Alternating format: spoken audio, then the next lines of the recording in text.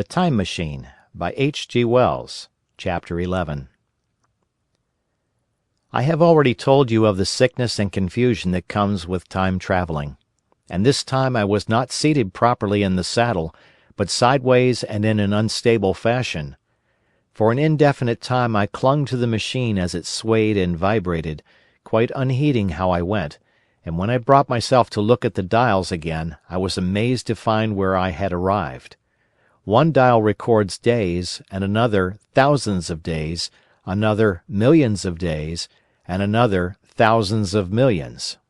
Now, instead of reversing the levers, I had pulled them over so as to go forward with them, and when I came to look at these indicators, I found that the thousands hand was sweeping round as fast as the seconds hand of a watch, into futurity.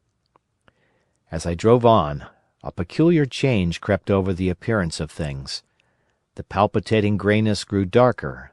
Then, though I was still travelling with prodigious velocity, the blinking succession of day and night, which was usually indicative of a slower pace, returned, and grew more and more marked. This puzzled me very much at first. The alternations of night and day grew slower, and so did the passage of the sun across the sky, until they seemed to stretch through centuries. At last a steady twilight brooded over the earth, a twilight only broken now and then when a comet glared across the darkling sky. The band of light that had indicated the sun had long since disappeared, for the sun had ceased to set.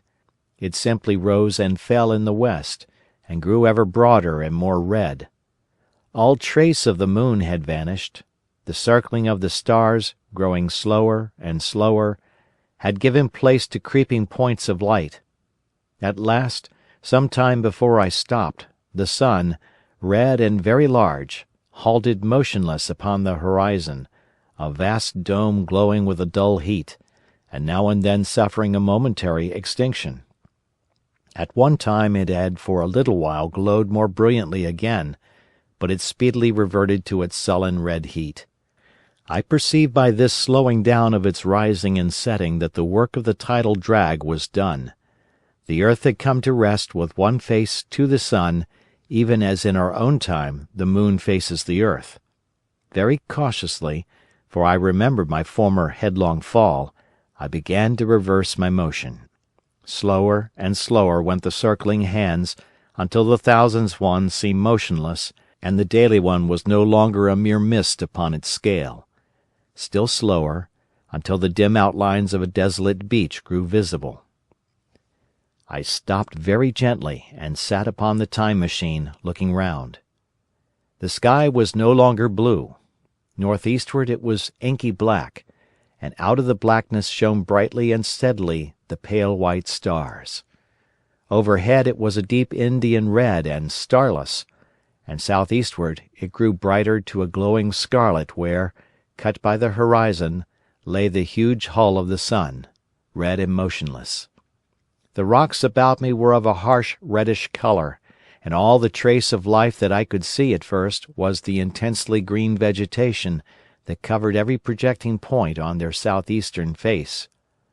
It was the same rich green that one sees on forest moss or on the lichen in caves, plants which like these grow in a perpetual twilight. The machine was standing on a sloping beach. The sea stretched away to the southwest, to rise into a sharp, bright horizon against the wan sky. There were no breakers and no waves, for not a breath of wind was stirring. Only a slight oily swell rose and fell like a gentle breathing, and showed that the eternal sea was still moving and living. And along the margin where the water sometimes broke, was a thick incrustation of salt, pink under the lurid sky. There was a sense of oppression in my head, and I noticed that I was breathing very fast. The sensation reminded me of my only experience of mountaineering, and from that I judged the air to be more rarefied than it is now. Far away up the desolate slope I heard a harsh scream, and saw a thing like a huge white butterfly go slanting and fluttering up into the sky, and circling, disappear over some low hillocks beyond. The sound of its voice was so dismal that I shivered and seated myself more firmly upon the machine. Looking round me again, I saw that, quite near, what I had taken to be a reddish mass of rock was moving slowly towards me. Then I saw the thing was really a monstrous crab-like creature.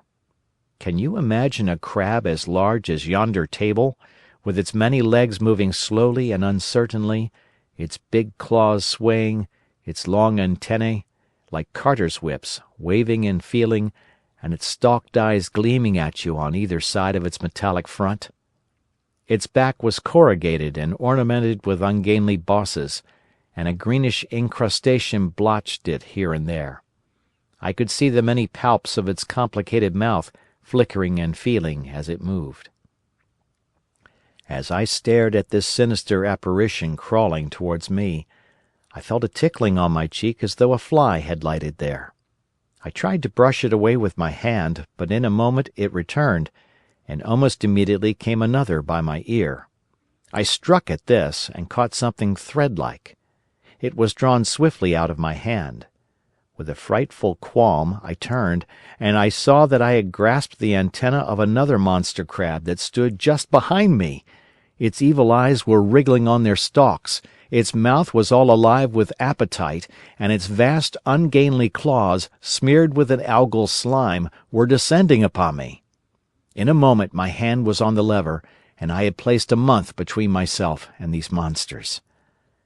But I was still on the same beach, and I saw them distinctly now as soon as I stopped. Dozens of them seemed to be crawling here and there, in the sombre light, among the foliated sheets of intense green. I cannot convey the sense of abominable desolation that hung over the world. The red eastern sky, the northward blackness, the salt Dead Sea, the stony beach crawling with these foul, slow-stirring monsters, the uniform poisonous-looking green of the lichenous plants, the thin air that hurts one's lungs, all contributed to an appalling effect. I moved on 100 years, and there was the same red sun, a little larger, a little duller, the same dying sea, the same chill air, and the same crowd of earthy crustacea creeping in and out among the green weed and the red rocks. And in the westward sky I saw a curved pale line like a vast new moon. So I travelled, stopping ever and again, in great strides of 1,000 years or more, drawn on by the mystery of the earth's fate, watching with a strange fascination the sun grow larger and duller in the westward sky, and the life of the old earth ebb away. At last, more than 30 million years hence, the huge red-hot dome of the sun had come to obscure nearly a 10th part of the darkling heavens. Then I stopped once more, for the crawling multitude of crabs had disappeared, and the red beach, save for its livid green liverworts and lichens, seemed lifeless. And now it was flecked with white. A bitter cold assailed me. Rare white flakes ever and again came eddying down. To the northeastward, the glare of snow lay under the starlight of the sable sky, and I could see an undulating crest of hillocks, pinkish white. There were fringes of ice along the sea margin, with drifting masses further out, but the main expanse of that salt ocean, all bloody under the eternal sunset, was still unfrozen. I looked about me to see if any traces of animal life remained. A certain indefinable apprehension still kept me in the saddle of the machine, but I saw nothing moving, in earth or sky or sea. The green slime on the rocks alone testified that life was not extinct. A shallow sandbank had appeared in the sea, and the water had receded from the beach. I fancied I saw some black object flopping about upon this bank, but it became motionless as I looked at it, and I judged that my eye had been deceived, and that the black object was merely a rock. The stars in the sky were intensely bright, and seemed to me to twinkle very little. Suddenly I noticed that the circular westward outline of the sun had changed, that a concavity, a bay, had appeared in the curve. I saw this grow larger. For a minute, perhaps, I stared aghast at this blackness that was creeping over the day, and then I realized that an eclipse was beginning. Either the moon or the planet Mercury was passing across the sun's disk. Naturally, at first I took it to be the moon, but there is much to incline me to believe that what I really saw was the transit of an inner planet passing very near to the earth. The darkness grew apace. A cold wind began to blow in freshening gusts from the east, and the showering white flakes in the air increased in number. From the edge of the sea came a ripple and whisper. Beyond these lifeless sounds the world was silent. Silent? It would be hard to convey the stillness of it. All the sounds of man, the bleating of sheep, the cries of birds, the hum of insects, the stir that makes the background of our lives, all that was over. As the darkness thickened, the eddying flakes grew more abundant, dancing before my eyes, and the cold of the air more intense. At last, one by one, swiftly, one after the other, the white peaks of the distant hills vanished into blackness. The breeze rose to a moaning wind. I saw the black central shadow of the eclipse sweeping towards me. In another moment the pale stars alone were visible. All else was rayless obscurity. The sky was absolutely black. A horror of this great darkness came on me. The cold that smote to my marrow, and the pain I felt in breathing, overcame me. I shivered, and a deadly nausea seized me. Then like a red-hot bow in the sky appeared the edge of the sun. I got off the machine to recover myself. I felt giddy and incapable of facing the return journey.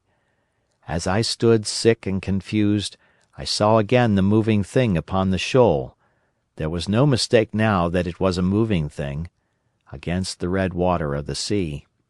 It was a round thing, the size of a football perhaps, or, it may be, bigger, and tentacles trailed down from it. It seemed black against the weltering blood-red water, and it was hopping fitfully about. Then I felt I was fainting, but a terrible dread of lying helpless in that remote and awful twilight sustained me while I clambered upon the saddle. End of chapter.